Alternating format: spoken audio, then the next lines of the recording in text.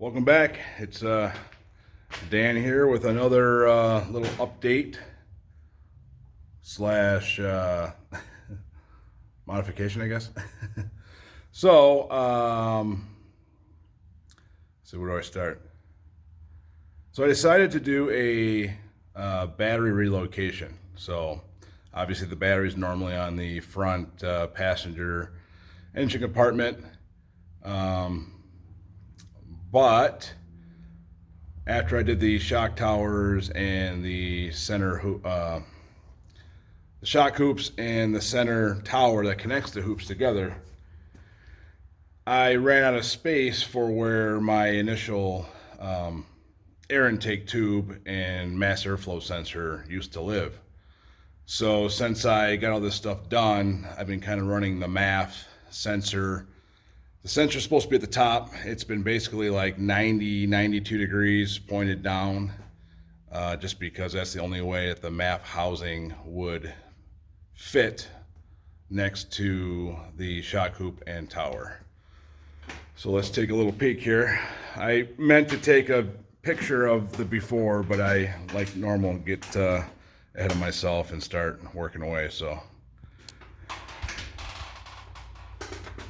All right, so kind of picture, you know, the sensor's supposed to be up on top, right?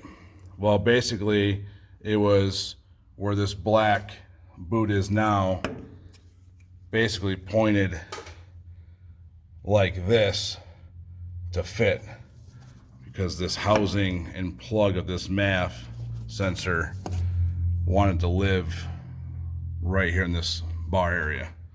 So I've been running it clocked, and I knew it wasn't correct. So I knew that had to be addressed. I just didn't know what I was going to do yet.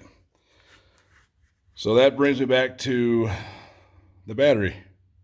It's not here. The battery is now in the back.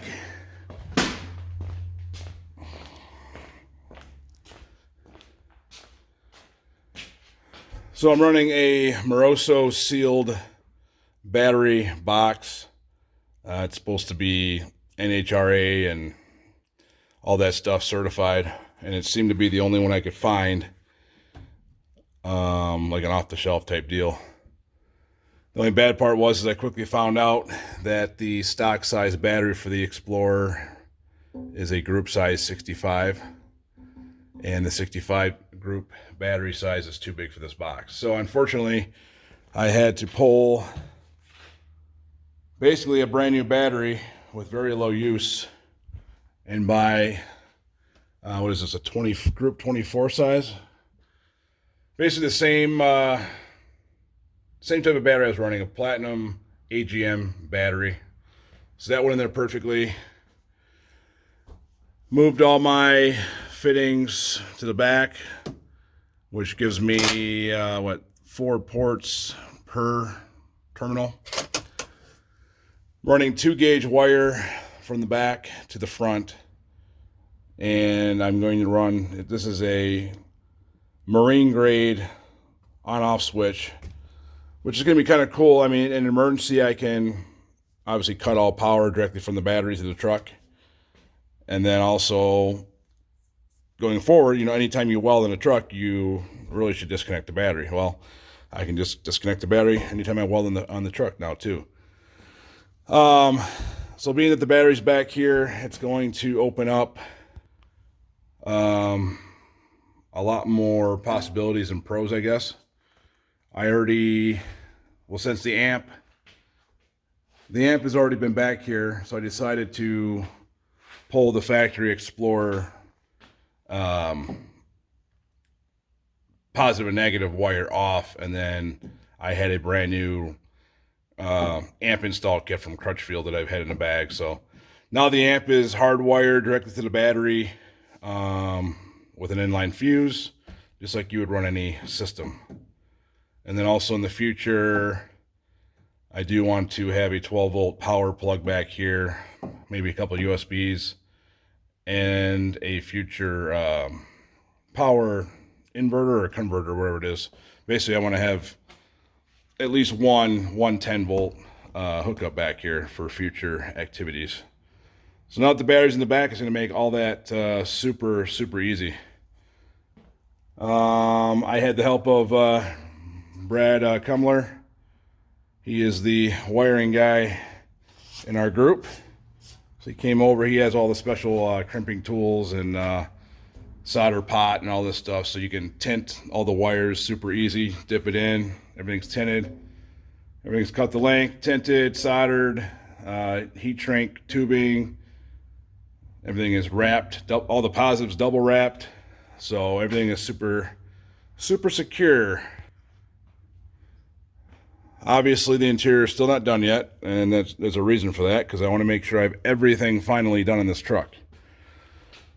So once the body panel comes in here, it's going to hide all this stuff. I'm going to obviously zip tie and tie up all these wires and get that cleaned up. I decided to run everything through the body.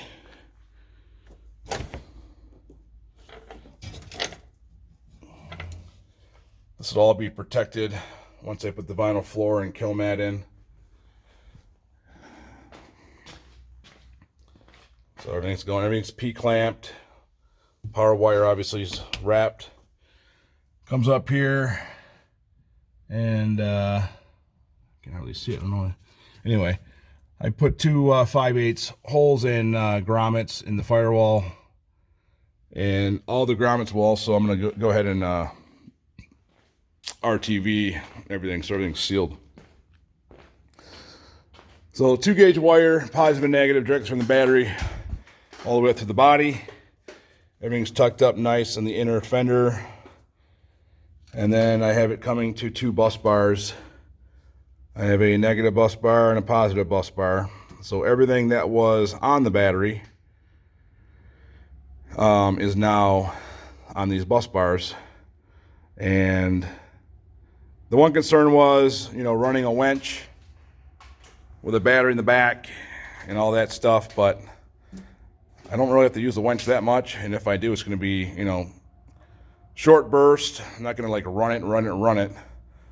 But I did put the negative and the positive from the wire, the 2-gauge from the battery, and it shares the same stud with the positive negative of the winch. So that way it's essentially a direct connection. It's not going through the bus bar at all. Just got done kind of putting some P-clamps in. Probably looks like mess on video, but everything is secure, protected, wrapped. Nothing's loose, nothing's going to get snagged, and everything is spaced out from heat. I did have an issue with my radiator fan a couple weeks ago when we went to Hollyoaks for a shakedown run for Brad's Bronco 2. And this is the upgraded one, but the standard blade fuse holder had a short in it and then eventually smoked itself. So that ended my day. I didn't have anything like that to repair on the trail. And at the same time, unfortunately, Brad had an issue with his transmission anyway, so, and it was a mud mess. It was nasty. So I got that repaired. I went a little bit overboard and did a, what's it called, a maxi fuse. It's all 10 gauge, heavy duty. Let me show you one of these fuses. It's pretty insane.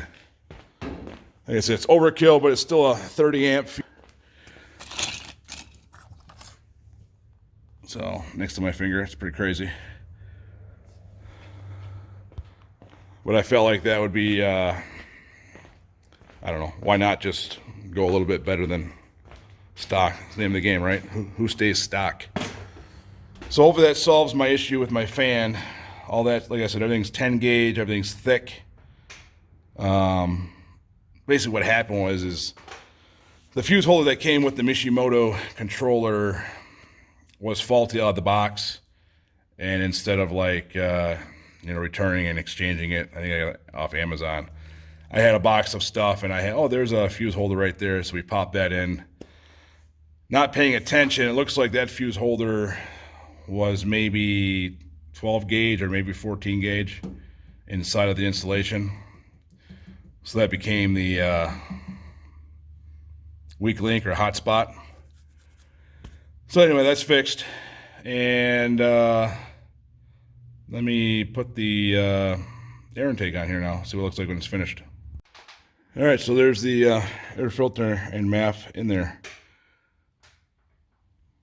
So this way, like I said, everything is straight up and down how it's supposed to be. And now at this point, you know, the filter used to be kind of like right here behind the battery, which is kind of in a splash area. I haven't put my inner fenders on yet. Those will obviously need to be modified or something.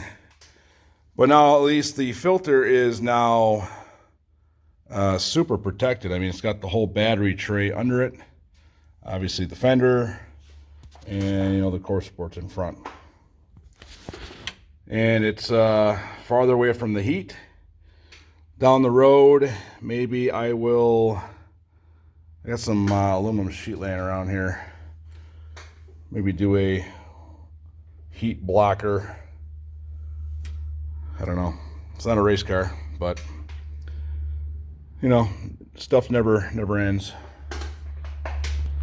So, all right, there's one more little quick update slash fix slash modification.